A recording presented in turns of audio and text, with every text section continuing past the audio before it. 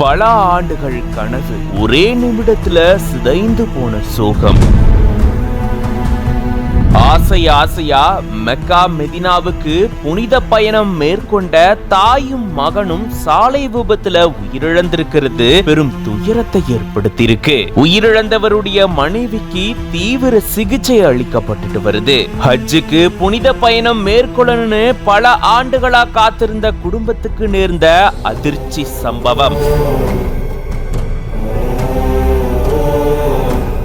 செங்கல்பட்டு மாவட்டம் கல்பாக்கம் அணுமின் நிலையத்தில் இருக்க மத்திய பொதுப்பணித்துறை அலுவலகத்துல ஊழியரா பணியாற்றிட்டு வந்திருக்காரு 47 வயதான சாதிக் பாஷா.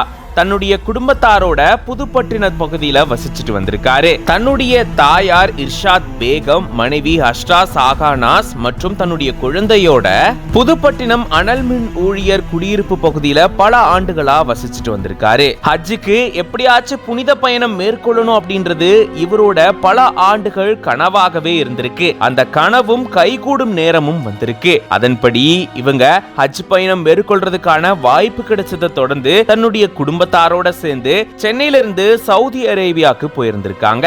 இஸ்லாமியர்களுடைய புனித ஸ்தலமா இது பார்க்கப்படக்கூடிய சூழல பல இஸ்லாமியர்கள் இங்க போகணும்னு தவமா இருப்பாங்க.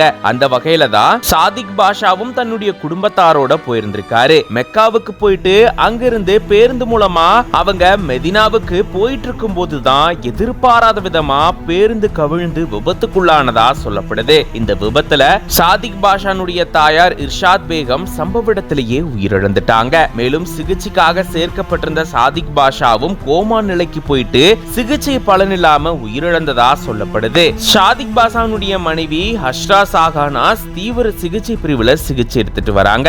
உயிரிழந்த தாயும் மகனுடைய உடலை உறவினர்கள் சம்மதத்தோட சவுதி அரேபியாலேயே நல்லடக்கம் செஞ்சிருக்காங்க. மேலும் அனல் மின் நிலைய ஊழியர்கள் இவர் உயிரிழந்ததுக்காக மௌன அஞ்சலியும் செலுத்தியிருக்காங்க. சவுதியில சிகிச்சை எடுத்துட்டு வரக்கூடிய சாதிக் பாஷானுடைய மனைவிய தமிழகத்துக்கு கொண்டு வர ஏற்பாடுகள் செய்யப்பட்டு வருது. பல ஆண்டுகள் கனவு ஒரே நிமிஷத்துல சிதைஞ்சு ஒரே குடும்பத்தை சேர்ந்த 2 பேர் உயிரிழந்திருக்கிறது பெரும் அதிர்ச்சியும் சோகத்தையும் ஏற்படுத்தியிருக்கு.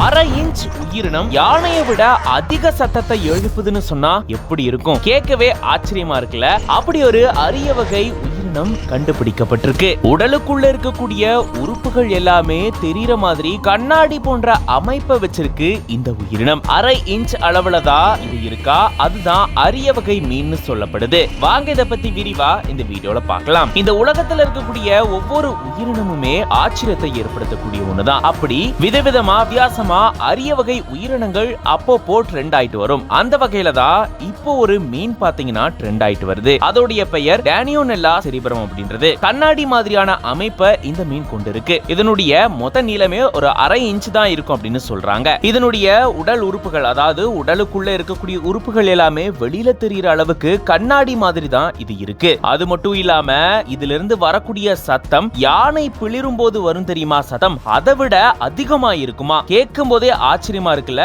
இவ்வளவு சின்ன உயிரினத்திலிருந்து இப்படி ஒரு சத்தமா அப்படின்னு தான் ஆராய்ச்சியாளர்களே மிரண்டு போயிட்டாங்களா.